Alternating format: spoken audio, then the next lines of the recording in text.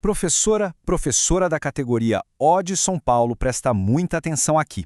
Uma regra nova acabou de sair e sim, ela coloca o seu contrato em um risco real. Vamos entender juntos o que está acontecendo. A pergunta que está no ar é essa, bem direta e que assusta, né? Ficar um único mês sem dar aulas pode mesmo levar à perda do seu contrato? A resposta, olha, não é tão simples assim. E essa regra nova pegou todo mundo de surpresa. Tem uma nova resolução do governo de São Paulo que está gerando um verdadeiro pânico. Mas calma, vamos separar aqui o que é fato do que é boato e, o mais importante, vou te passar um guia prático para ninguém ser pego desprevenido. Ok, vamos começar pela raiz de toda essa confusão. A tal regra nova que está tirando o sono de milhares de professores por aí. Antes de mais nada, quem exatamente é a categoria O? Bom, são os professores com um contrato temporário, sabe? Aqueles regidos pela Lei 1093 de 2009. O vínculo é com o INSS e a contratação rola para suprir uma necessidade pontual durante o ano letivo. É uma peça fundamental na educação de São Paulo. E no centro de toda essa polêmica está este número aqui, 30 dias. Guarda bem esse prazo, porque ele é a chave para entender todo o risco envolvido. E aqui está a regra, preto no branco. A resolução da Secretaria de Educação é bem explícita. Ficar 30 dias sem aulas pode sim levar a um processo por descumprimento de contrato. A ameaça, como a gente pode ver, é bem concreta. Certo, mas o que exatamente significa essa tal de extinção contratual? Existem jeitos diferentes de um contrato acabar e as consequências mudam, e muito. Vamos ver como isso funciona na prática. Basicamente, um contrato pode terminar a pedido do próprio professor, ou quando o prazo dele acaba naturalmente, ou por descumprimento de alguma obrigação. E é exatamente nesse terceiro ponto que mora o perigo dessa nova resolução. E aqui que está o pulo do gato. Um detalhe que pouca gente sabe. A lei diferencia os tipos de descumprimento. Existe uma linha bem fina entre uma falta simples e uma falta grave, e conhecer essa diferença é a sua primeira camada de proteção. Bom, diante dessa regra nova que muita gente considerou super injusta, a reação foi imediata. E a briga saiu das escolas e foi parar direto nos tribunais.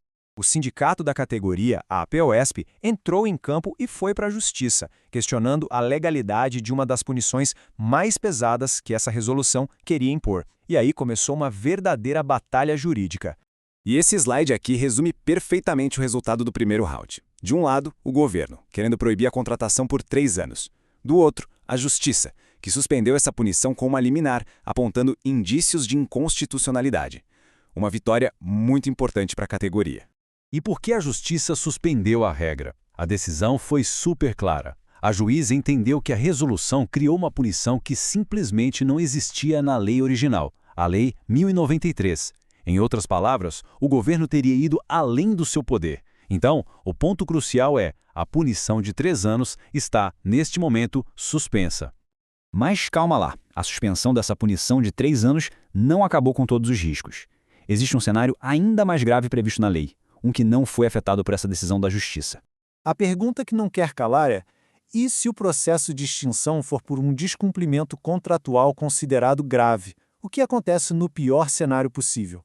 Qual é a consequência máxima que a lei permite?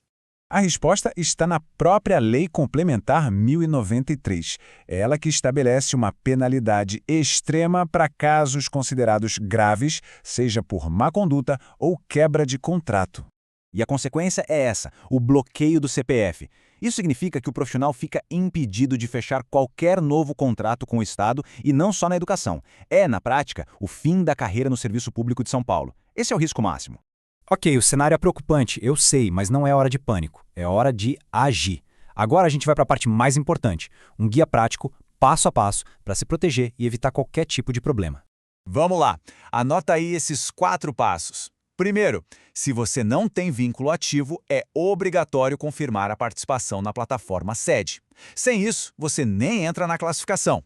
Segundo, monitore a SED todo santo dia. O saldo de aulas muda o tempo todo. Terceiro, entenda a fila de prioridades. Professores de aulas regulares têm preferência. E quarto, talvez o mais importante de todos, leia o seu contrato. Conheça suas obrigações para não cometer erros bobos. Ser proativo e estar bem informado não é só uma boa prática. É a sua principal ferramenta de defesa contra qualquer tipo de problema ou até de injustiça no processo de atribuição. Então, Para a gente fechar e amarrar tudo, vamos recapitular os pontos essenciais. A regra dos 30 dias existe e é séria. A punição de 3 anos foi suspensa pela justiça, mas a gente sabe que essa briga não acabou. O risco de ter o CPF bloqueado por uma falta grave é real e está na lei. E, finalmente, a atitude proativa é a chave para a sua segurança. Se você chegou até aqui, pode ter certeza que já sabe mais que 95% das pessoas sobre esse risco todo. Então, deixa o seu like agora, comenta aqui embaixo qual foi o ponto que mais te chocou e compartilha esse material com todo mundo que precisa entender isso. Conhecimento compartilhado é a nossa maior força. Até a próxima!